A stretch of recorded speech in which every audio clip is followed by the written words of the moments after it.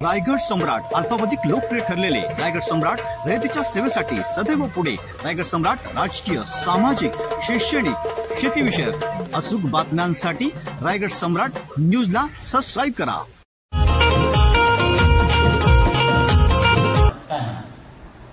कालची मुळातली जी बैठक होती ती मला वाटतं की सकल मराठा समाज पनवेल म्हणून अशा प्रकारची असायला पाहिजे होती। तशा प्रकारची ती बैठक नव्हती, कारण आम्ही जसे महाराष्ट्र राज्य समन्वयक म्हणून काम करतोय, जिल्ह्याचे समन्वयक म्हणून काम करतोय, असं असताना पनवेलमध्ये प्रामुख्याने मी असेल, विनोद साबळे असतील, आमचे देशमुख असतील, अशा बऱ्याच लोक आहेत जी आम्ही या आपल्या महानगरपालिका हद्द असेल, पनवेल तालुका असेल, याच्यामध्ये काम करतो। मुळात सकल मराठा समाज याचे जी बॉडी आहे त्या बॉडीवरती असणारे आमचे जे काही लोक आहेत पनवेल तालुक्यामधली किंवा पनवेल शहरामधली, यामध्ये कोणालाही कुठल्याही प्रकारचं आमंत्रण त्यांच्याकडनं मुळात दिलं गेलं नव्हतं। मला वाटतं पत्रकारांनी पण त्या तिथे प्रश्न विचारला होता, कारण मुळात ही मीटिंगच रामशेठ ठाकूर सामाजिक विकास मंडळ या इथे होती आणि काही पत्रकारांनी त्यांना प्रश्न विचारले त्याच्यात की फोन देखील भाजप कार्यालयातनंच आले होते पत्रकारांना, किंवा उद्या प्रेस कॉन्फरन्स आहे आणि ती प्रेस कॉन्फरन्स चालू होईपर्यंत पत्रकारांना देखील विषय काय हाच माहिती नव्हता। मग मला एक कळत नाही की जर सकल मराठा समाज पनवेल म्हणून देखील अशा प्रकारची जर त्यांना मीटिंग लावायची होती तर एवढी गुप्तता पाळायची गरज काय? जर त्यांनी सकल मराठा समाज रायगडने 3 तारखेला घेतलेली भूमिका आहे ही त्यांना जर मान्य नव्हती, पटत नव्हती, तर त्यांनी ताबडतोब मला वाटतं की दुसऱ्या दिवशी त्याच्याकडे वेळ होता, 4 तारखेला त्यांनी अशा प्रकारची एक सार्वजनिक बैठक समाज म्हणून घ्यायला हरकत नव्हती। शेवटी समाज आहे। आम्ही ज्यावेळी सकल मराठा समाज रायगड म्हणून 1 तारखेला बैठकीचं जे नियोजन आहे त्याच्यासाठी जो मेसेज सुनील पाटील साहेब खोपोली यांनी टाकला, त्याच्यानंतर 3 तारखेला ती बैठक संध्याकाळी 5 वाजताची बैठक चालू झाली, ती जवळजवळ 8-8:30 पर्यंत ही बैठक चालू होती। मुळात जर अशा प्रकारची बैठक घेतल्यानंतर, अशा प्रकारचं नियोजन झाल्यानंतर बसलेल्या मराठा समाजातील प्रमुख समन्वयकांना, मग ते खालापूर, कर्जत, खोपोली, पनवेल अशा विविध भागातनं ते तिथे आलेले जे समन्वयक होते त्या समन्वयकांना सर्वप्रथम बोलायची संधी दिली, त्यांना विचारलं की आपण काय करायचं, आणि ते केल्यानंतर ज्यावेळी सगळ्यांचा एक सूर आला, एक मत झालं, त्यानंतर इथे बसलेल्या समोरील बसलेल्या जे मराठा समन्वयक आहेत त्यांनी ही भूमिका घेतली। त्यावेळी काही लोक म्हणत होते की बाबा असा विषय आहे तर आपल्याबरोबर आपले काही बांधव आहेत जे ऑलरेडी तशा प्रकारचं काम करतायत। मुळात ती बैठक व्हायला 3 तारीख उशीर का केला अशा प्रकारचे प्रश्न देखील आम्हाला आले। 29 तारीख ही जवळजवळ फॉर्म घ्यायची, मागे घेण्याची शेवटची तारीख होती। जोपर्यंत उमेदवारच तिथे कोण आहे ते कळत नाही तोपर्यंत आपण त्या उमेदवाराला पाठिंबा देणं ही योग्य होत नाही। 29 नंतर लागोलागच 1 तारखेला तशा प्रकारचा मेसेज टाकला, 3 तारखेला ती बैठक घेतली आणि हा निर्णय झाला। मुळात आमचे जे शिवश्री आमचे जे नेते आहेत मनोज जरांगे पाटील साहेब यांनी सांगितलेलं आहे की प्रस्थापितांना पाडा।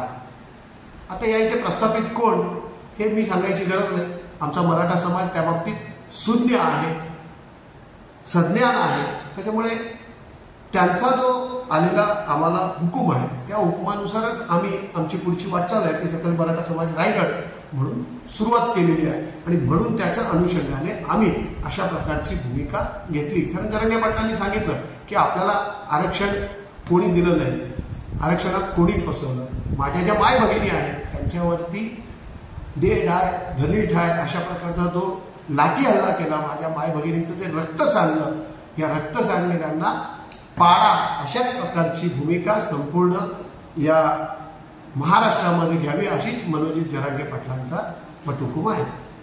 तर मनोज जरांगेंनी ज्याप्रमाणे सांगितले आहे की प्रस्थापितांना पाडा, तर आपला जो जरांगे साहेबांचा जो आदेश आहे हा संपूर्ण महाराष्ट्राच्या लोकसभा मतदारसंघांसाठी लागू होतो का, याबद्दल आपण काय सांगाल?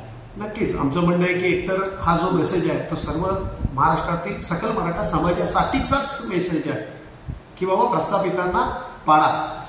आज मुळात आम्ही जी भूमिका घेतली ती 3 तारखेला भूमिका आमची क्लिअर झाली, 4 तारखेला ती आणखी मोठ्या प्रकर्षाने आम्ही ती क्लिअर करून टाकली की बाबा 4 तारखेला सकाळी ज्यावेळी उमेदवार आमच्याकडनं वेळ घेतली आणि उमेदवार आम्हाला भेटायला आले, जर एखादा उमेदवार आम्हाला ज्यावेळी भेटायला येत होता त्यावेळी ते फोन करून आम्हाला भेटायला आले, त्यावेळी आम्ही त्यांना सांगितलं की आजच्या रात्रीच आमचं ठरलंय की आम्ही तुम्हाला पाठिंबा देणार आहोत, तुम्ही येत असाल तर तुमचं स्वागत आहे. त्या अनुषंगाने आम्ही त्यांचं तिथे स्वागत केलं आणि ही भूमिका नुसत्या या इथे नसून ती संपूर्ण रायगड जिल्ह्यासाठी होती.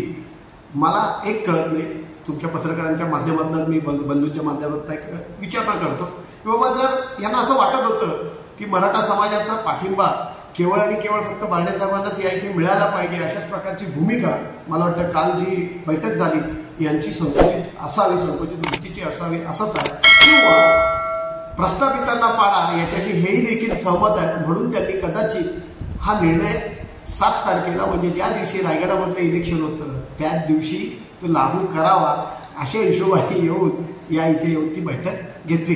जर यांना वाटत होतं तर मला वाटतं की 3 तारखेला निर्णय झाला होता त्याचीही माहिती त्यांना होती. 4 तारखेला सकाळी फोटो अपलोड झाले तुमच्याकडनं, सगळीकडे बातम्या व्हायरल झाल्या आणि 4 तारखेला हे अशा प्रकारची बैठक घेऊन दोन्हीकडे अशा प्रकारचा पाठिंबा देऊ शकत होते. आणि तुम्ही जर काल वॉच केलं, भले दुपारचे 11-12 वाजलेले असू दे, अर्ध निम्म तटकरे साहेबांचं इलेक्शन पार पडलेलं होतं, वोटिंग पार पडलेलं होतं, असं असताना देखील त्यांनी कुठेही की तटकरे साहेबांना मराठा समाजाला पाठिंबा आहे असं कुठेही भाष्य केलेलं मला तरी ऐकिवत नाही. तुम्ही स्वतः त्या मिटिंगला होतात, मला वाटतं त्यांनी तुम्ही प्रश्न विचारल्यावर देखील रायगड बाबतीतली भूमिका काही स्पष्ट केली नाही. पण मला असं वाटतं की एकीकडे पांडे साहेबांना हे करायचं आणि तिकडे तटकऱ्यांना विरोध करायचा अशा प्रकारची दुटप्पी भूमिका कदाचित त्यांची असू शकेल. आणि दुसरा प्रश्न म्हणजे मला एक सांगायचं आवर्जून की आम्ही जी बैठक घेतली होती रायगड सकल मराठा समाजाचे रायगड म्हणून, यामध्ये जे 3 आमचे मोठे नेते होते त्याच्यामध्ये आमचे शंकर थोरवे असतील,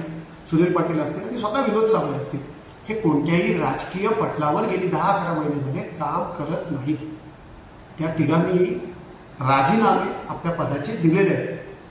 म्हणजे सकल मराठा समाजाचं ज्यावेळी बैठक झाली त्यावेळी जे निर्णय झाले त्याच्यामध्ये कोणताही राजकीय त्यांच्यावरती असलेले जे कपडे आहेत ते ऑलरेडी त्यांनी काढूनच त्या तिथे बसलेले आहेत. गेली 10 महिने केवळ आणि केवळ मराठा समाजाचं काम इमानीद्वारे करण्याचं दोघंही प्रयत्न करतात आणि त्याचंच फलस्वरूप म्हणून एक बैठक आम्ही लावली होती. माझा त्यांना सवाल असेल, हे जे काल ज्यांनी बैठक लावली पनवेलची, जर सकल मराठा समाज रायगड म्हणून ज्यावेळी जरांगेच्या माध्यमातून जी भूमिका होती की आपले उमेदवार उभे करायचे, त्यावेळी एकमेव महाराष्ट्रामधला रायगड जिल्हा हा असा आहे की या मावळ मतदारसंघातला केवळ आणि केवळ एकच नाव पुढे गेलं आणि ते उमेदवारीसाठी खासदारकीच्या ते नाव म्हणजे विनोद सदाशिव साबळे.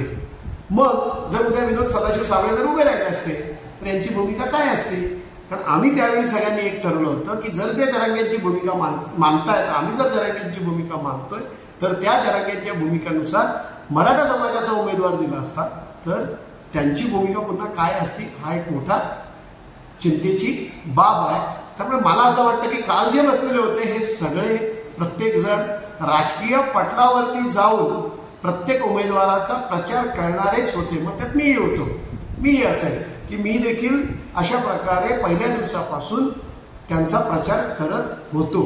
त्यामुळे मला एक म्हणणं आहे की बाबा एकतर समाजाची भूमिका घेत असताना आपण समाज म्हणून भूमिका घेतली पाहिजे. ज्यांना जिथे काम करायचं आहे त्याच्याबद्दल आमची कोणतीही हरकत नाही, परंतु सकल मराठा समाज रायगड म्हणून 3 तारीख आणि 4 तारखेला जो निर्णय झालेला आहे त्या निर्णयानुसार सर्व सकल मराठा समाज रायगडमधील हा संजोग वाघेरे पाटील साहेब यांच्या पाठी ठाम उभा आहे. त्यांची जी निशाणी आहे ती मशाल, त्या मशालीसमोरचं बटन दाबून यावेळी मराठा समाज आपली जी काही ताकद आहे ती मतदान रूपी ताकद या संपूर्ण महाराष्ट्राला, या सरकारला आणि या रायगड जिल्ह्यातील जे दिग्गज नेते आहेत त्यांना दाखवल्याशिवाय शांत बसणार नाही. धन्यवाद.